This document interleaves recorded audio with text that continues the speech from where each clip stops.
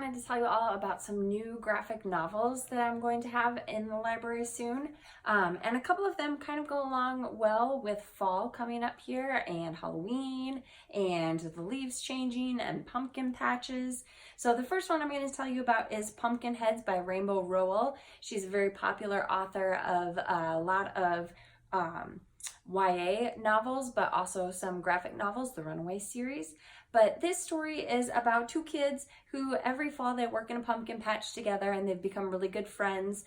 This year, however, they are finally seniors. So this is the last year they're going to get to work in the pumpkin patch because next fall they'll be gone away to college and they won't be able to come back to work at the pumpkin patch anymore. So it's a story of friendship, of saying goodbye, and also kind of new beginnings. So Pumpkin Heads.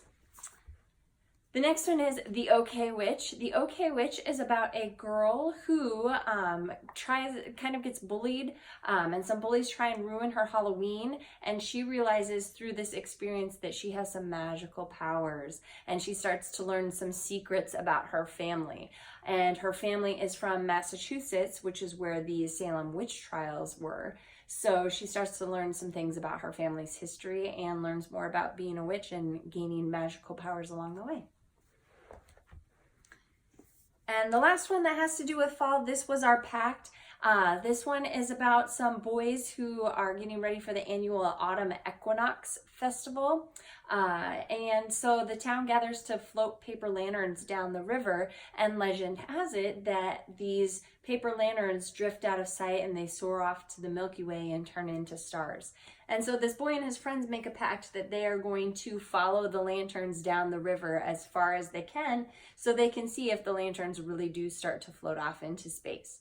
And so it's the story, kind of an adventure story. I think there's a little bit of fantasy to it too. As the boys keep following these lanterns, some crazy things happen. So another good fall graphic novel. The next one is Best Friends. And Best Friends is by the same author as Real Friends. So we have that one in our library too. But this one is a lot about the in crowd. When you're in the in crowd, who makes up the rules? How do you stay on top of what are the cool books and movies and music and cool clothes and fashion trends? How do you stay on top of it all, and who makes those rules, and why do you have to follow those rules anyway? So Best Friends. The next one is called Meg, Jo, Beth, and Amy. This one is celebrating the 150th anniversary of Louisa May Alcott's Little Women novel. So this is a modern retelling, graphic retelling of Little Women. Very, very bright colors. I think this would be a good one if you are a fan of the Babysitter's Club graphic novels. I think this would be a good one for you too. Or if you enjoy classic stories and just want a little bit more modern retelling of it, a little bit more modern spin on it. The next one, Just Jamie. This is by the author of Invisible Emmy and Positively Izzy. We have those in our library too, so this is the next one in the series. But this one is just about friendship again.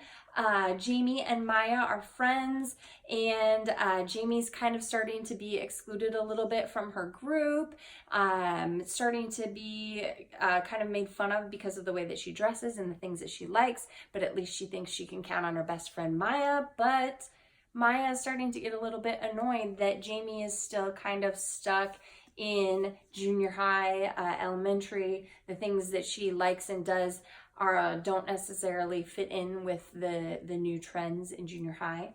So can they stay friends, and what's going to happen to Jamie? Will she be able to continue to be friends with her group of friends, or will her and Maya start to drift apart too?